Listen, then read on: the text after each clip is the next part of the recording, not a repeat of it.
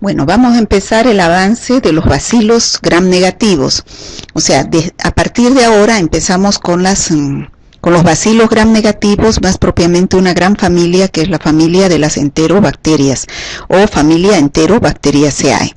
Vamos a hacer una leve introducción diciendo que a esta familia pertenecen un gran número de géneros y cada uno de estos géneros tiene muchas especies, de las cuales las más importantes son los que tenemos acá en la figura, el género de la tribu Escherichiae.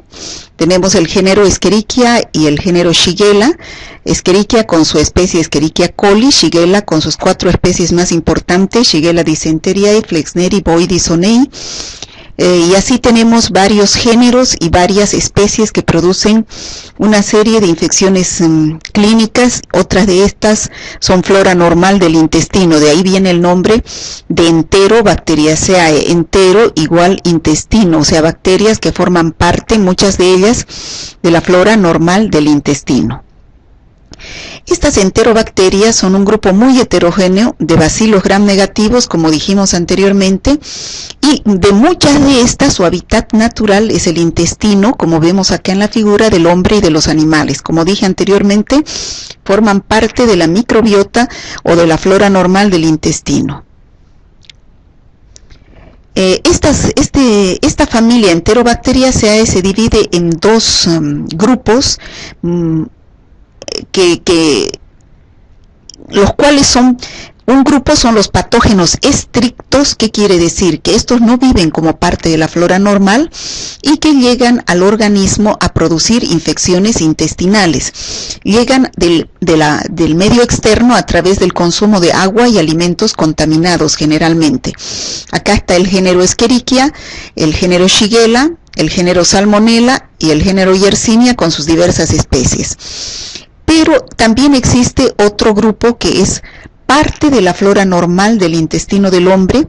A estos se llaman patógenos oportunistas, es decir, que cuando se encuentran en el intestino del hombre son flora normal, pero cuando salen a otros órganos o aparato o sistema que está fuera del intestino, pueden producir infecciones extraintestinales del tipo de las neumonías, de las meningitis, de infecciones de piel, tejidos blandos y otras infecciones, ¿no? Aquí tenemos también algunas cepas de Escherichia coli, género Enterobacter, Klebsiella, Serratia, Proteus, Morganella, entre algunos de estos géneros que, vuelvo a repetir, producen infecciones extraintestinales, pero son flora normal del intestino del hombre, ¿no?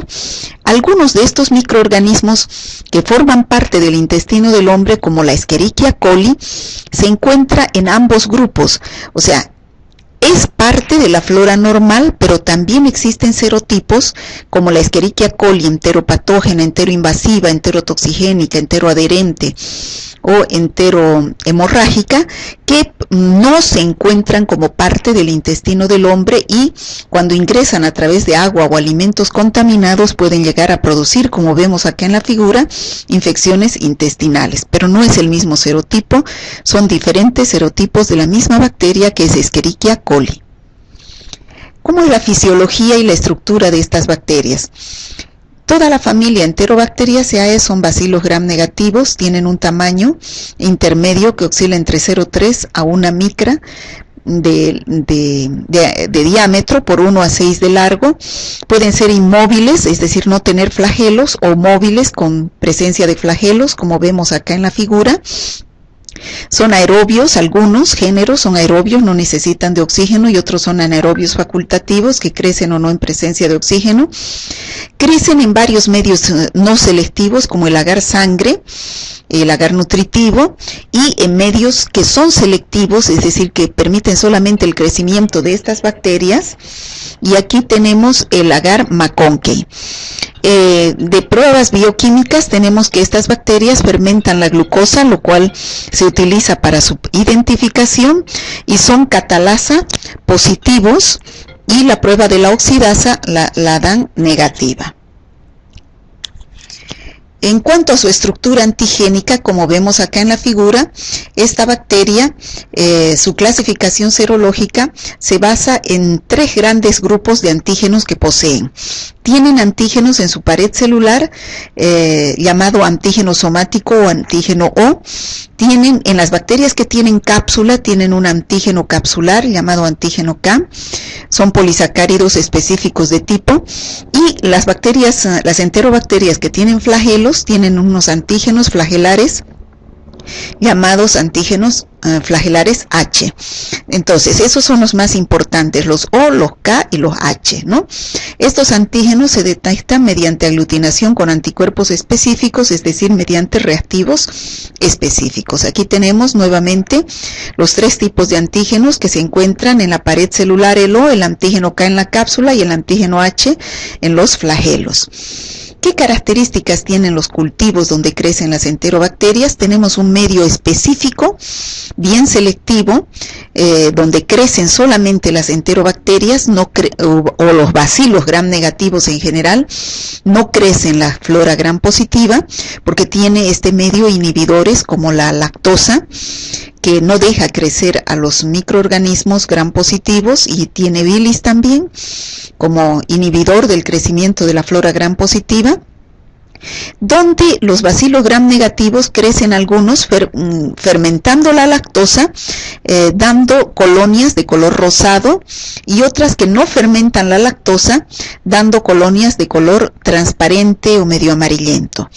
Bueno, estas reacciones bioquímicas se utilizan para la identificación de estas bacterias. ¿A qué se debe su acción patógena? A que algunas liberan una endotoxina, otras bacterias como la Klebsiella pneumoniae, por ejemplo, presenta cápsula que tiene acción antifagocitaria, y muchas de estas enterobacterias ya son resistentes a los antimicrobianos, presentando varios mecanismos de resistencia como los BLEA, BLE, y producción de carbapenemasas que le dan resistencia. Son enzimas que producen estas bacterias que le dan resistencia a los antibióticos betalactámicos, que son muy utilizados para el tratamiento de infecciones producidas por estas bacterias. ¿Cómo se clasifican las enterobacterias? Ya dijimos que se clasifican en 2 grandes grupos: las que son patógenos oportunistas, que quiere decir que son parte de la flora normal del organismo humano, pero que en condiciones de que bajan las defensas, como vemos acá en la figura, este paciente se encuentra en una sala de terapia intensiva con alguna enfermedad de base, entonces bajan sus defensas, y estas bacterias, que son parte de la flora normal del intestino del hombre, pueden llegar a producir infecciones extraintestinales, como dijimos anteriormente, como pueden ser infecciones urinarias, meningitis, sepsis, neumonías, osteomelitis. Dentro de estos tenemos al género Klebsiella con sus diversas especies, el género Enterobacter, Proteus, Serratia.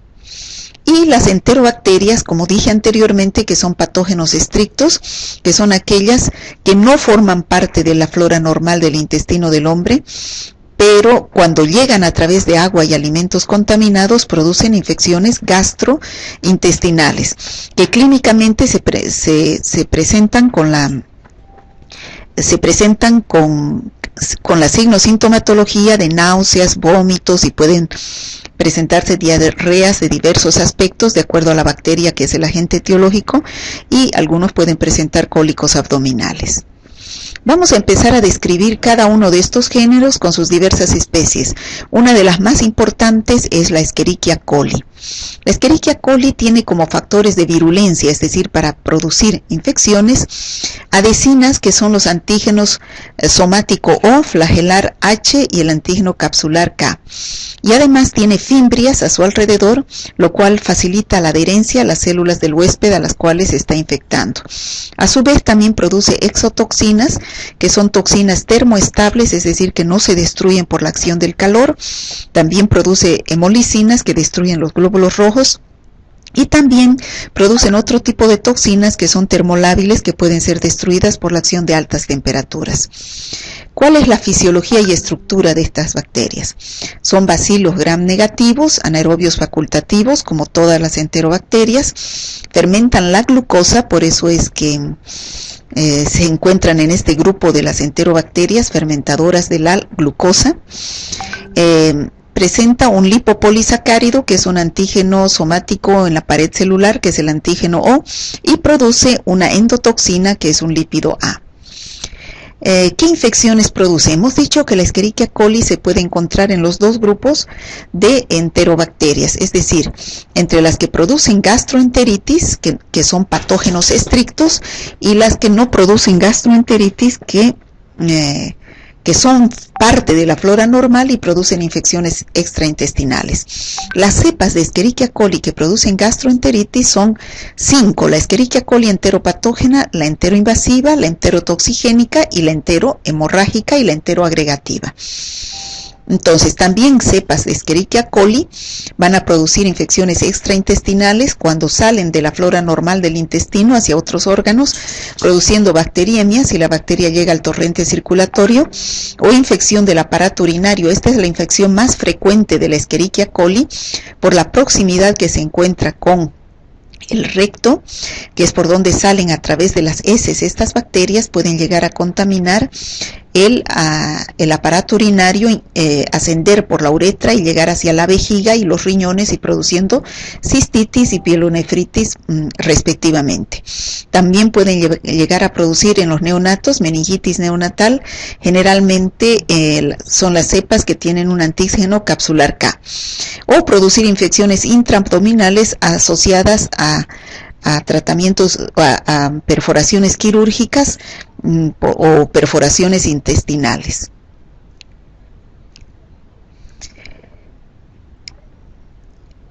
Una de las infecciones más frecuentes de la Escherichia coli es la infección urinaria, o llamadas también infección del tracto urinario. La mayoría de estos bacilos gram negativos producen estas infecciones porque se originan en el colon. Y como les dije anteriormente, estas bacterias, al estar en la proximidad del colon de la uretra, contaminan la uretra, sobre todo cuando hay mala higiene. Se limpian al entrar al baño a defecar de atrás hacia adelante, contaminando con heces la uretra, y estas bacterias que están contaminando ascienden por la uretra hacia la vejiga y llegan a producir cistitis, o también pueden llegar hacia los riñones y producir pielonefritis. Estas son las cepas de Escherichia coli que son patógenas estrictas porque producen cuadros de gastroenteritis y nos llegan a través de la agua y alimentos contaminados con estas bacterias. Generalmente es las agua y alimentos contaminados con heces de pacientes enfermos o portadores, porque estas bacterias se encuentran como fuente de infección en las heces de estos pacientes. Entonces tenemos a la Escherichia coli enteropatógena, que produce una diarrea infantil generalmente en países subdesarrollados, en niños menores de 2 años, por eso es muy frecuente en las guarderías. La Escherichia coli enterotoxigénica, que también su lugar de acción es el intestino delgado y produce la diarrea del viajero, que es una diarrea que se presenta en los países subdesarrollados. Es una diarrea acuosa en personas que no están acostumbradas a comer estos alimentos contaminados. Entonces llegan hacia estos países subdesarrollados donde el agua y los alimentos se encuentran contaminados y se produce la diarrea de los viajeros. Luego tenemos la Escherichia coli enterohemorrágica, que su lugar de acción es el intestino grueso. Es inicialmente es una diarrea acuosa y después sobreviene una diarrea con hilos de sangre llamada colitis hemorrágica con espasmos abdominales, y en los niños puede producir o progresar y producir el síndrome urémico hemolítico. Generalmente esta es por el consumo de carne de vaca contaminada. La Escherichia coli enteroinvasiva, su lugar de acción es el intestino grueso, también es una enfermedad de los países subdesarrollados y es una diarrea de tipo acuosa al principio, pero después se presenta una diarrea tipo disentería, es decir, con moco, con pus y con sangre. Y por último tenemos la Escherichia coli enteroagregativa, que es el intestino delgado su lugar de acción, y es una diarrea infantil en países subdesarrollados llamada también diarrea del viajero. Es una diarrea acuosa, persistente paciente con vómitos y deshidratación y febrícula. Bueno, esas eran las cepas de Escherichia coli productoras de diarreas o infecciones intestinales que no son parte de nuestra flora normal. Luego tenemos las enterobacterias oportunistas. Aquí tenemos al género Klebsiella, donde las especies de este género poseen una cápsula prominente que le confiere un aspecto en las colonias donde crece en el McConkey, un aspecto mucoide, y son colonias aisladas y producen infecciones oportunistas. Tienen, es decir, en pacientes inmunodeprimidos, generalmente son en pacientes hospitalizados que tienen alguna enfermedad de base y son contaminados con estas bacterias. Sus factores de virulencia son un lipopolisacárido y la presencia de fimbrias, y algunas presentan, como dijimos, cápsula, lo cual hace que en el medio de McConkey, como vemos aquí en la figura, crezcan presentando colonias mucoides. El género Klebsiella tiene varias especies que son la Klebsiella pneumoniae, la Klebsiella rhinoschleromatis y la Klebsiella ossitoca. La Klebsiella pneumoniae, como su nombre indica, es la más importante productora de neumonía. Tanto en niños o adultos, es una bacteria que vive en las salas de terapia intensiva contaminando los respiradores artificiales. Luego tenemos la Klebsiella rhinoschleromatis, que produce a nivel del cartílago nasal un tumor llamado rinoescleroma, ¿no? Que puede diseminarse hacia los lugares vecinos. Luego tenemos la Klebsiella ossitoca, que también produce neumonía en pacientes hospitalizados como una infección oportunista o nosocomial. Luego tenemos el género Enterobacter, donde las especies más importantes son el Enterobacter aerogenes, Enterobacter cloacae y Enterobacter sakazaki. Igual que la anterior,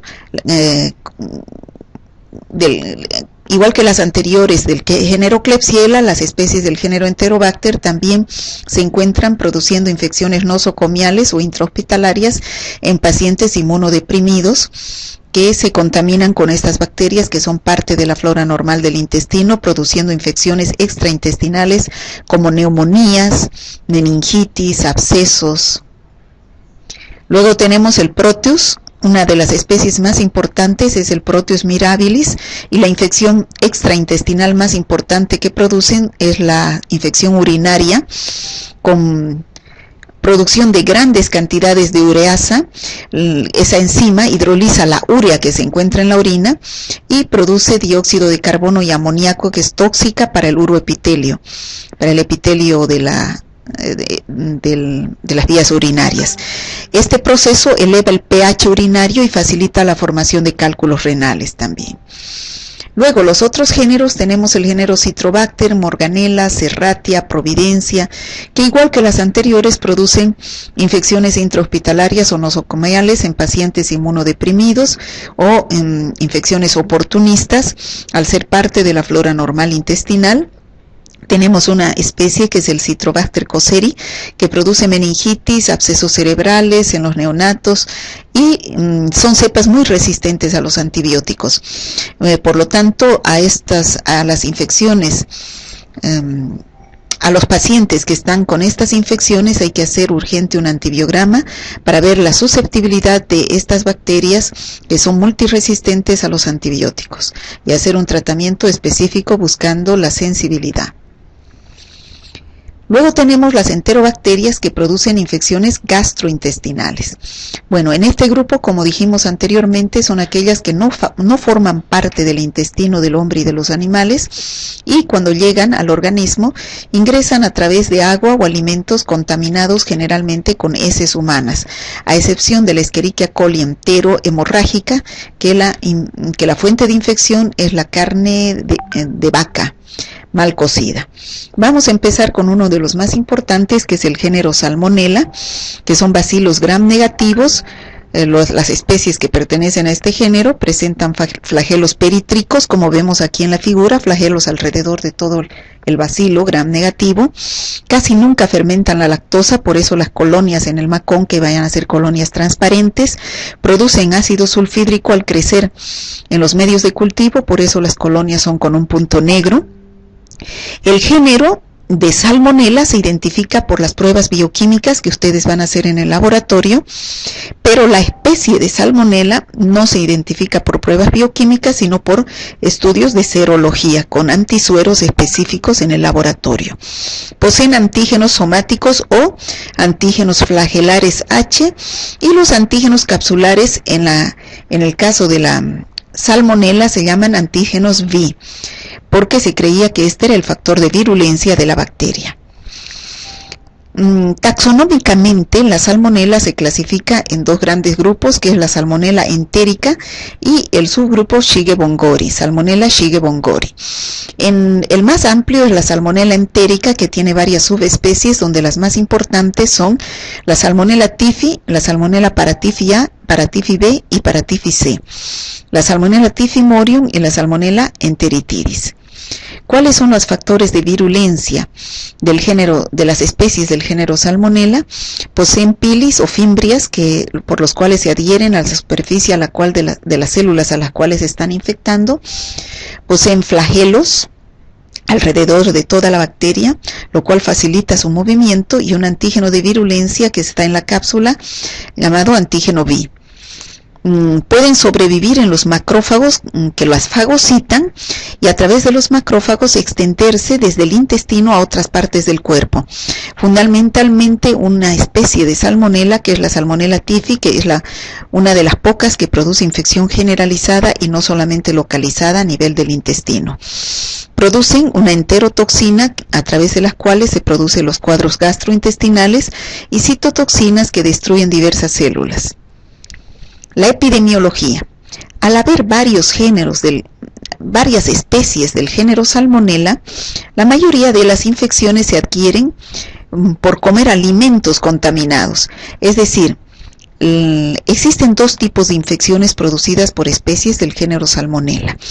Las que son producidas por las salmonelas, que no son Salmonella typhi, ni paratyphi A, ni paratyphi B, la fuente de infección son las aves y sus productos, como por ejemplo los huevos, los productos lácteos de los animales que están contaminados. Entonces el riesgo de la infección, la fuente de infección va a ser al comer las aves o los huevos mal cocinados de estos animales infectados. En cambio, en la salmonella typhi, paratyphi A y paratyphi B y paratyphi C, la fuente de infección se encuentra en las heces de pacientes enfermos o portadores, ¿no?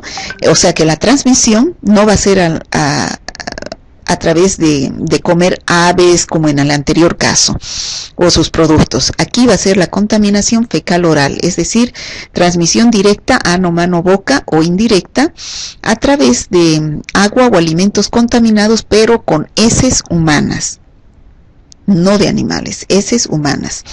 Entonces aquí tenemos más claro, para explicar la epidemiología que acabamos de decir, existe la salmonella typhi, paratyphi A y paratyphi B y paratyphi C, que producen una infección más grave, que es una infección sistémica, que es una infección generalizada, es decir, no solamente se localiza en el intestino, sino que puede pasar a la sangre. La transmisión, como dijimos anteriormente, al ser una bacteria que se encuentra en las heces de personas enfermas o portadoras, es fecal oral, es decir, la fuente de infección son las heces humanas y el contagio va a ser interhumano, ¿no?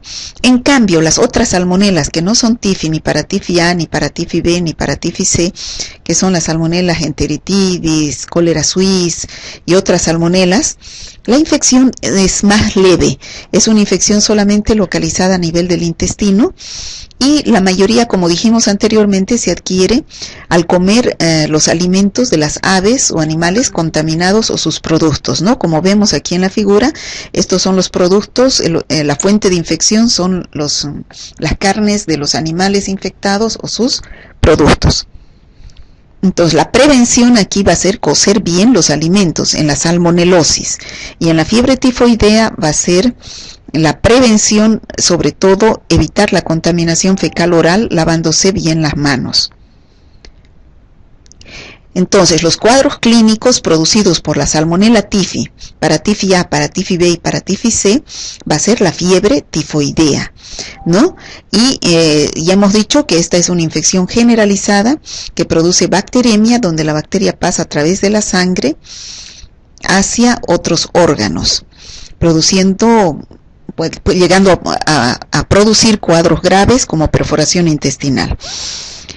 Luego tenemos las infecciones localizadas, que dijimos que eran las otras salmonelas, que no eran la salmonela typhi, ni paratyphi A, ni paratyphi B, sino eran las otras salmonelas que solamente producen infecciones localizadas a nivel del intestino, y esas son una gastroenteritis típica que se manifiesta por náuseas, vómitos y diarrea, con heces sin sangre, pero es autolimitada, que quiere decir que dura unos 3, 4, hasta 5 días y se pasa de por sí. El tratamiento es sintomático, solamente se debe tratar los síntomas con sales de rehidratación, si tiene náuseas, vómitos, antiemético.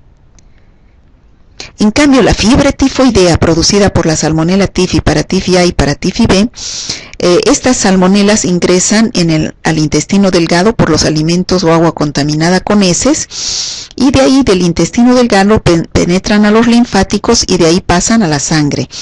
Entonces, la infección no solamente se localiza en el aparato digestivo e intestinal, sino que pasan al torrente sanguíneo y a través de la sangre se transportan a muchos órganos. Después de un periodo de incubación de 10 a 14 días, el paciente puede presentar una signo-sintomatología de fiebre, malestar, cefalea, y aquí no viene diarrea, sino estreñimiento, bradicardia y mialgias. Las principales complicaciones de la fiebre tifoidea es que la bacteria a nivel del intestino puede producir hemorragia y perforación intestinal, y la tasa de mortalidad en este tipo de pacientes es de 10 a 15%. Aquí sí el tratamiento es con antibióticos, no es tratamiento sintomático como en el caso de la salmonelosis. Bueno, como ya nos adelantamos algo, el tratamiento, la prevención y control en el caso de las infecciones que son localizadas y que son leves, con producción solamente de náuseas, vómitos y diarrea a nivel del aparato gastrointestinal, producida por las salmonelas SPP, que no son salmonela typhi, ni paratyphi A, ni paratyphi B, ni paratyphi C, no se recomienda el tratamiento antibiótico, porque la duración de la enfermedad más bien puede prolongarse por el uso del antibiótico. El tratamiento debe ser sintomático, es decir, tratar los síntomas que se presentan: hidratación, antieméticos, antifebriles, y la prevención y el control es cocer bien las aves cocer bien la carne de las aves y los huevos también, porque es ahí la fuente de infección de la bacteria. En cambio, en la salmonela typhi, paratyphi B y paratyphi A y paratyphi C, que producen la fiebre tifoidea, son infecciones ya más graves, diseminadas por la sangre. Entonces hay que utilizar tratamiento antibiótico seleccionado a través de la sensibilidad que da el antibiograma, y para prevenir la enfermedad se debe consumir agua potable o agua hervida, y se debe tener una buena eliminación de excretas, donde las aguas hervidas que van a las lagunas de oxidación deben ser tratadas y desinfectadas antes de ser eliminadas los ríos. Y sobre todo, la medida más importante es lavarse bien las manos y cocinar bien los alimentos para destruir a estas bacterias mediante el calor. ¿Cómo hacemos una vez que ya hemos descrito las generalidades de todas las especies de la familia Enterobacteriaceae? Esto más lo van a ver ustedes en la práctica. ¿Cómo hacemos el diagnóstico microbiológico? Si sospechamos que el paciente tiene gastroenteritis porque tiene náuseas, vómitos y diarrea, el médico va a pedir un coprocultivo. Si se sospecha que es fiebre tifoidea y septicemia, entonces como la bacteria pasa a la sangre, entonces la primera semana se pedirá hemocultivo. La segunda semana ya la bacteria está eliminándose por las heces, se pide coprocultivo, y existe una prueba que no es muy fiable, ni muy sensible, ni específica, que es la reacción de Vidal en el caso, por ejemplo, de la salmonela, de la fiebre tifoidea. El género Shigella. El género Shigella es llamado así por el científico japonés que la descubrió, llamado Kiyose Shiga. Son también bacilos gram negativos, anaerobios facultativos. Estos son oxidasa negativos y no fermentan la lactosa, por lo cual las colonias que presentan también son transparentes en el agar maconque y en el agar SS. Su virulencia es debida a la adherencia en la mucosa del en la mucosa intestinal del ilion y colon con inflamación y ulceración. Por eso es que las diarreas que producen estas bacterias son con moco, pus y sangre, es decir, tipo disentería. Entonces, ¿qué es disentería? La diarrea con moco, pus y sangre. Al inicio presentan unas toxinas, producen unas toxinas, y al inicio del cuadro la diarrea puede ser líquida por una neurotoxina llamada neurotoxina de Shiga, pero a los 2 o 3 días ya se produce el daño endotelial con las heces tipo disentería, con náuseas, vómitos y diarrea. De la Shigella existen 4 especies importantes clínicamente, que son la Shigella sonei, Shigella flexneri, Shigella bovidii, Shigella dissenteriae. Estas bacterias tienen importancia porque invaden la mucosa intestinal y tienen un lipopolisacárido que contribuye al daño celular. Y al haber esta invasión y daño celular, las heces van a ser tipo disentería. Vuelvo a repetir, disentería, diarrea con moco, pus y sangre. El ser humano, al igual que la salmonela, es el único, al igual que la salmonela typhi y las cepas enteropatógenas de Escherichia coli o productoras de diarrea, el ser humano es el único reservorio de estas bacterias. Por lo tanto, la fuente de infección van a ser las heces humanas y se transmite de persona a persona, ya sea por mecanismo directo, ano, mano, boca, o por mecanismo indirecto, es decir, a través de comer agua o alimentos contaminados. Entonces, el mayor riesgo se presenta en los niños, en los jardines de infancia, en las guarderías, las cárceles, por la falta de higiene, ¿no? Al no lavarse las manos se produce la transmisión de estos microorganismos hacia los alimentos. ¿Qué cuadros clínicos produce la Shigella? Ya dijimos, la más importante es la disentería basilar, que se caracteriza por la presencia de diarrea con náuseas, vómitos, pero la diarrea es con moco, pus y sangre.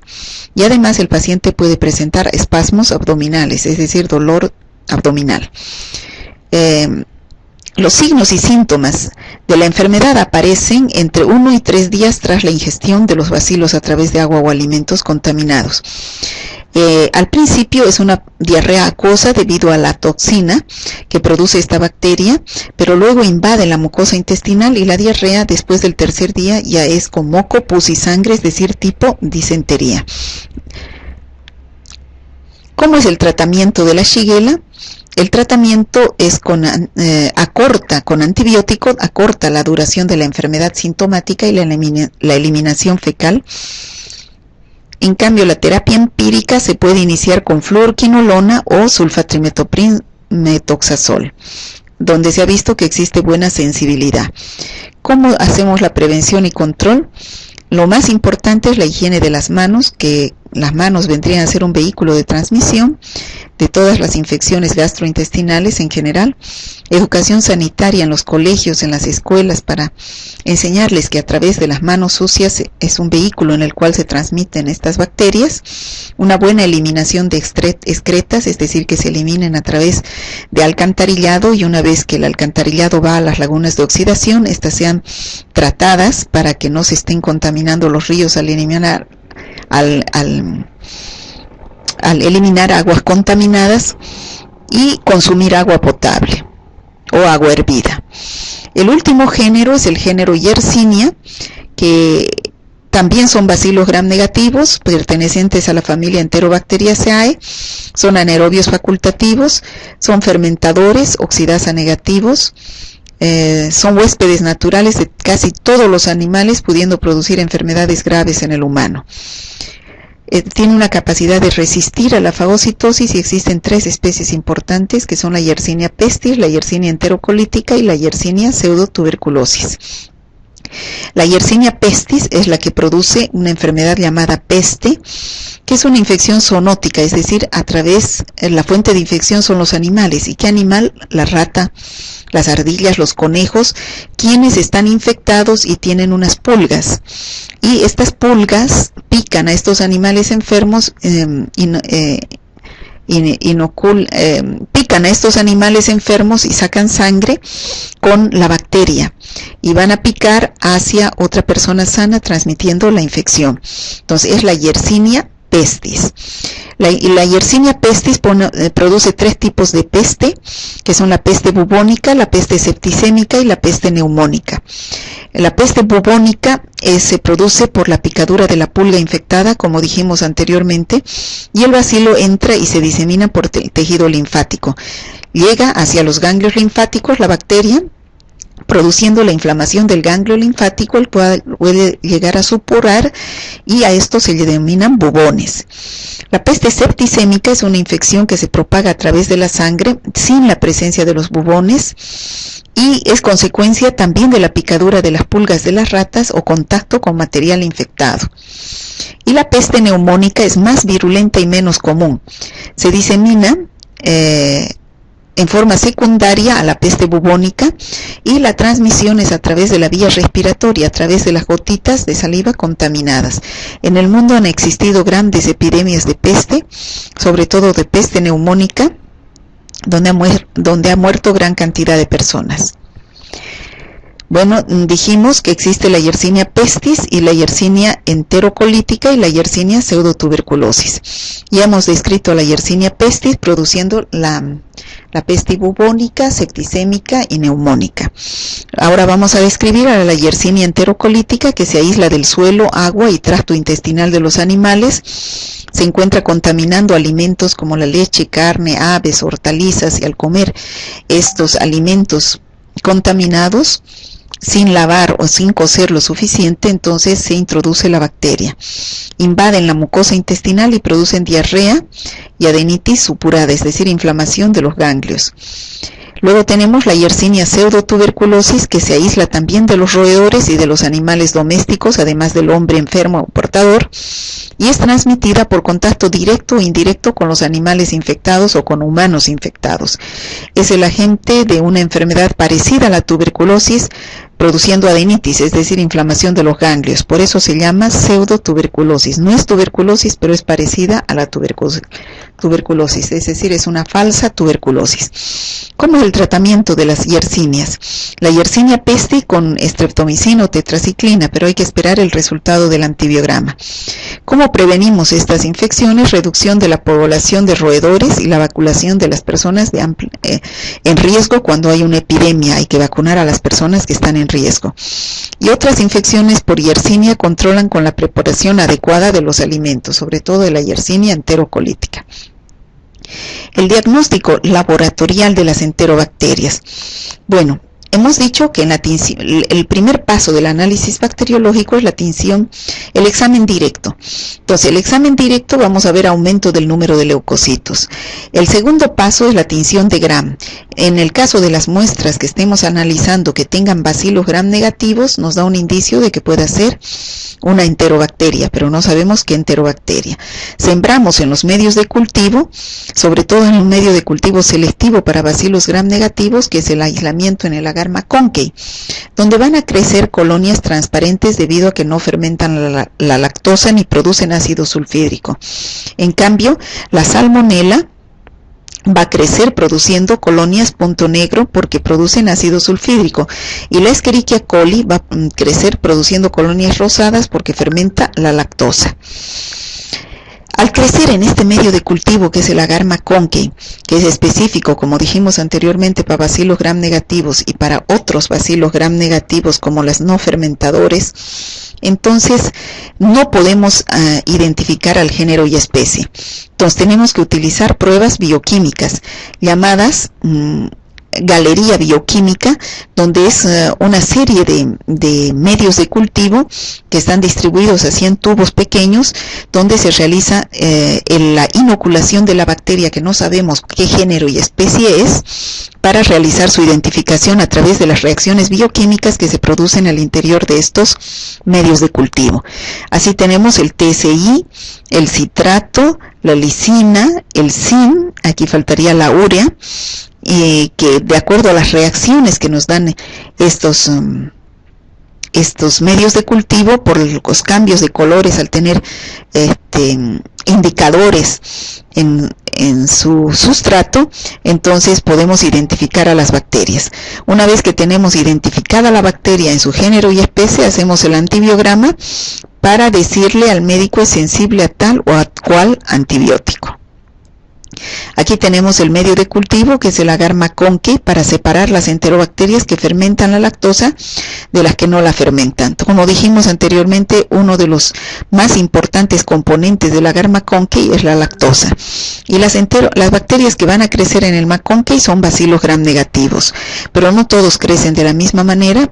Algunos crecen fermentando la glucosa y la lactosa, colonias rosadas, y otros crecen sin fermentar la lactosa, en colonias transparentes.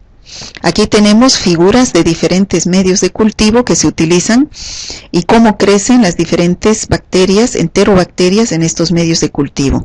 Tenemos la Klebsiella pneumoniae como colonias mucosas, el Enterobacter cloacae, también colonias mucosas, rosadas porque fermentan la lactosa, la Escherichia coli colonias secas, rosadas porque fermentan la lactosa, la Salmonella, colonias transparentes con puntos blancos de ácido sulfídrico, la Shigella, colonias bien pequeñitas, y el Proteus vulgaris, también colonias bien pequeñitas.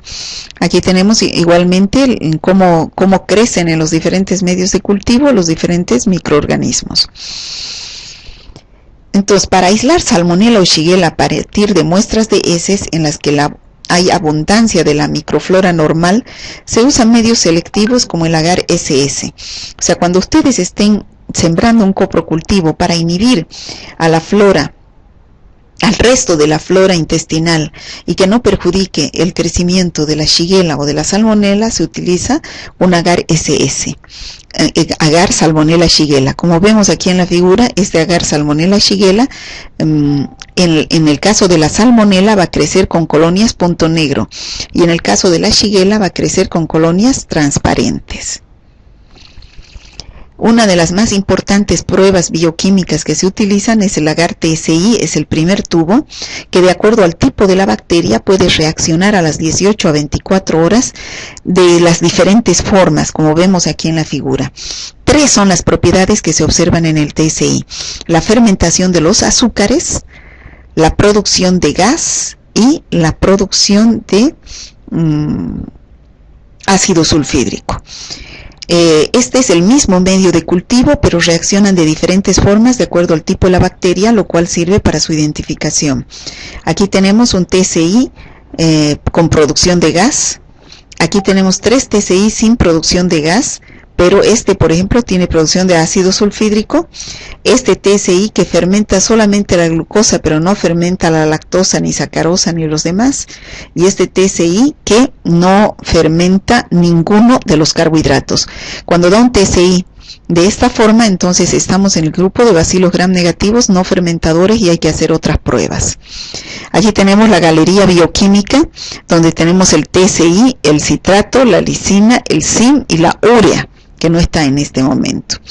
Entonces, al sembrar en estos medios de cultivo y venir al día siguiente 18 a 24 horas, nos van a dar las pruebas bioquímicas de ver cómo nos da el citrato, cómo nos da el TSI, cómo nos da la urea, el SIM, y de acuerdo a eso nos vamos a la tablita de identificación de las enterobacterias.